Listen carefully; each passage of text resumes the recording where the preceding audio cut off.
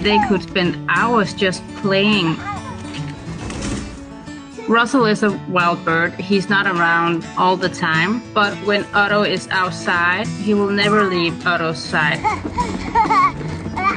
When we go inside, he will sit outside the window because he wants Otto to go outside with him. When I pick up Otto from kindergarten, Russell will sit on our roof and make sure that Otto is home. Even though Russell and Otto are really great friends, I never leave them unsupervised. Russell would only allow Otto to pet him. Whenever I tried, he will leave. They have a special bond. There's a natural mystic flowing